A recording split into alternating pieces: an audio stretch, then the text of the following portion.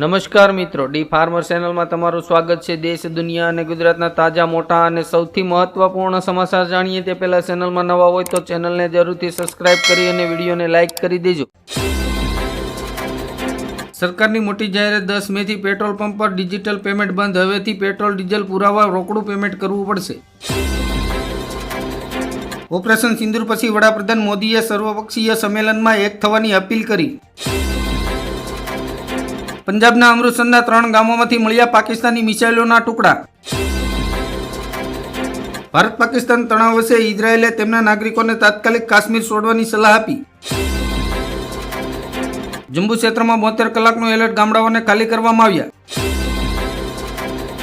ગુજરાત પોલીસનું mega deport operation, 300 ઘૂસણખોરીઓને special વિમાનથી બાંગ્લાદેશ રવાના કરાયા।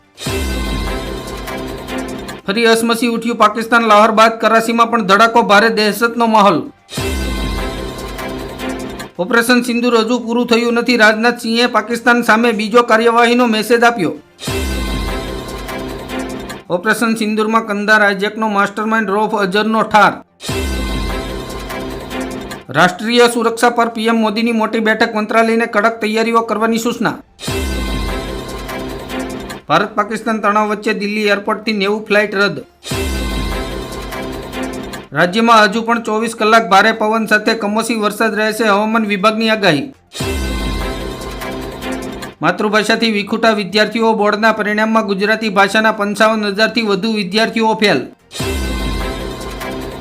પાકિસ્તાનને હવાઈ હુમલાથી બચાવતી લાહોરની એર ડિફેન્સ સિસ્ટમ ભારતીય સેનાએ ફૂંકી મારી। ટેસ્લાને ભારત સરકારે આપ્યું ગ્રીન સિગ્નલ, એલોન મસ્ક માટે ખુશીના સમાચાર। ઓપરેશન સિંદૂર બાદ પીએમ મોદીને મળવા પહોંચ્યા ગૃહમંત્રી અમિત શાહ અને રક્ષામંત્રી રાજનાથ સિંહ। ઓપરેશન સિંદૂર બાદ જવાબી કાર્યવાહી કરવાની પાકિસ્તાનની ધમકી, કહ્યું જવાબ આપ્યા વિના રહેશું નહીં। ઓપરેશન સિંદૂરથી ગુસ્સે ભરાયેલા પાકિસ્તાને એલઓસી પર કર્યો ગોળીબાર, 7ના મોત। ઓપરેશન સિંદૂર પછી જિગ્નેશ મેવાણીની વાંધાજનક પોસ્ટ, કહ્યું આતંક ભૂખથી મરી જશે।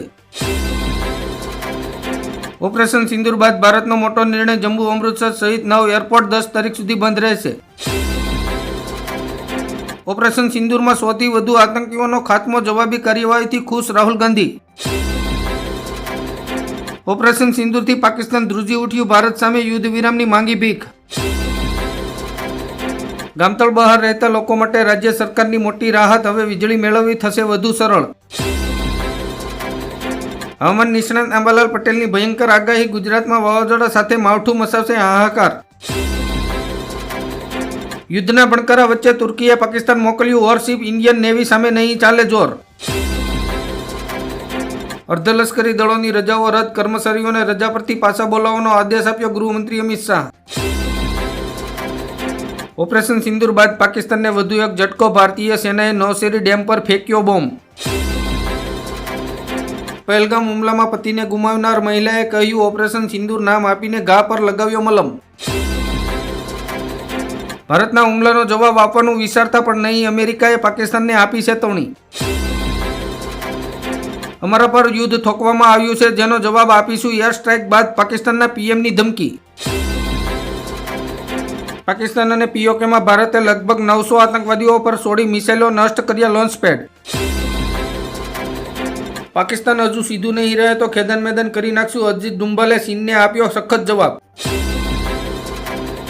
ભારતના ઓપરેશન સિંદૂરથી નારાજ મુસ્લિમ દેશ ખુલ્લેઆમ પાકિસ્તાનનું સમર્થન કર્યું। ઓપરેશન સિંદૂર એર સ્ટ્રાઇક બાદ ઇઝરાયેલે ભારતનું ખુલ્લેઆમ સમર્થન કર્યું। આજે સાંજે 5 વાગ્યે દેશભરમાં અંધારું છવાઈ જશે અને યુદ્ધના સાયરનો વાગશે। ગૃહ મંત્રાલયે મોક ડ્રીલ કરવાની આપી સૂચના। ભારતે વધુ એક ડેમના દરવાજા બંધ કર્યા, પાકિસ્તાન જતું પાણી રોક્યું। ભારત ટૂંક સમયમાં જાપાનને પછાડીને વિશ્વનું ચોથું સૌથી મોટું અર્થતંત્ર બનશે। ગુજરાતમાં વરસાદ અને વાવાઝોડાથી 14 લોકોના મોત, હજુ પણ ભારે વરસાદની આગાહી। ફારૂક અબ્દુલ્લાએ કહ્યું પહેલગામ હુમલો સ્થાનિકોના સપોર્ટ વગર થઈ શકે નહીં। પાકિસ્તાનમાં ભયનો માહોલ, ભારતીય નેવીમાં બ્રહ્મોસ મિસાઇલથી સજ્જ યુદ્ધ જહાજો જોડાશે। પાકિસ્તાનની હવાઈ ક્ષેત્રમાં આંતરરાષ્ટ્રીય ફ્લાઇટ બંધ। રાષ્ટ્ર વિરુદ્ધ પોસ્ટ અપલોડ કરનાર સામે કડક કાર્યવાહીના નિર્દેશ. દિલ્હીમાં પીએમ મોદી અને એનએસએ ડુંબાલ વચ્ચે થઈ મીટિંગ. પહેલગામ હુમલાને લઈને મલ્લિકાર્જુન ખડગેએ કર્યો મોટો દાવો, કહ્યું પીએમ મોદીને 3 દિવસ પહેલા જ મળ્યો હતો ગુપ્તસર રિપોર્ટ. સમગ્ર ગાઝાને કબજે લેવાની યોજનાને ઇઝરાયેલી કેબિનેટની મંજૂરી. અમેરિકાએ ગ્રીન કાર્ડ હોલ્ડર્સને આપી ચેતવણી, કાયદામાં રહેજો નહીં તો ગ્રીન કાર્ડ કરાશે રદ. મોક ડ્રીલ પર અખિલેશ યાદવનું મોટું નિવેદન, કહ્યું સરકાર જે કહે તે અમે માની લઈશું, તમે પણ માનો. માર્ગ અકસ્માતના ઈજાગ્રસ્ત લોકોને મળશે મફત સારવાર, કેન્દ્ર સરકારે શરૂ કરી નવી સ્કીમ.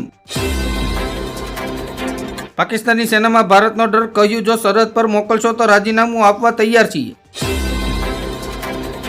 ગુજરાતના 11 જિલ્લામાં કમોસમી વરસાદની ચેતવણી, આઈએમડીએ રેડ એલર્ટ જાહેર કર્યું.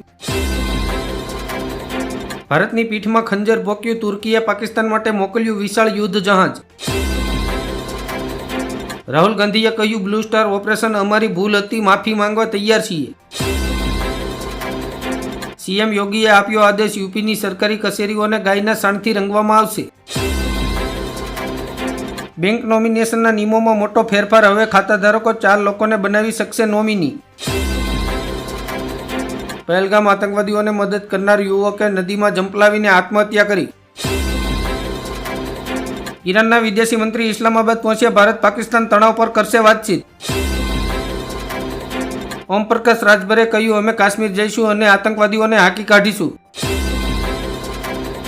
કોંગ્રેસના નેતા અજય રાયે ભારતના આધુનિક ફાઇટર પ્લેન રાઇફલને રમકડું ગણાવ્યું. કેનેડામાંથી 8 લાખ હિન્દુઓને હાંકી કાઢવા ખાલિસ્તાનીઓએ કાઢી પરેડ, પીએમ કારની પર ઉઠાવ્યા સવાલો. ભારતની મોટી કાર્યવાહીથી પાકિસ્તાનની અર્થવ્યવસ્થા ખોરવાઈ. પહેલગામ હુમલા પર પુતિને પીએમ મોદી સાથે કરી ચર્ચા, આતંકવાદીનો અંત લાવવા માટે રશિયા આપશે સમર્થન. બિહારમાં ચૂંટણીની તૈયારીઓ શરૂ, 143 બેઠકો પર સાથે મળીને લડશે ગઠબંધન. મમતા બેનર્જીએ કહ્યું બંગાળના દુશ્મનો રમખાણો ભડકાવવાનું ષડયંત્ર કરી રહી છે. ખેડૂતોને મોટું નુકસાન થવાની શક્યતા, આગામી 5 દિવસ રાજ્યમાં કડાકા ભડાકા સાથે કમોસમી વરસાદની આગાહી. પાકિસ્તાન પર આર્થિક હુમલાની તૈયારીઓ, નાણામંત્રી સીતારમણ એડીબીના પ્રમુખને મળ્યા. પશુપાલકો માટે ખુશખબર, સુમુલ ડેરીએ દૂધના ખરીદ ભાવમાં 20 રૂપિયાનો વધારો કર્યો. પાકિસ્તાને રશિયા પાસે ભારત સાથેના વિવાદનો અંત લાવવા માંગી મદદ. સિંધુ જળ સંધિને લઈને ડિજિટલ સ્ટ્રાઇક, પહેલગામ હુમલા બાદ ભારત પાકિસ્તાન વિરુદ્ધની 11 મોટી કાર્યવાહી. સરકારે આપી માહિતી, 2000 રૂપિયાથી વધુના યુપીઆઈ ટ્રાન્ઝેક્શન પર લાગશે જીએસટી. ગુજરાતના ખેડૂતો થઈ જજો સાવચેત, આજથી 8 મે સુધી કમોસમી વરસાદની આગાહી. ભારતીય સેનાની વધશે તાકાત, રશિયા પાસેથી 250 કરોડ રૂપિયાની મળી નવી એર ડિફેન્સ મિસાઇલો.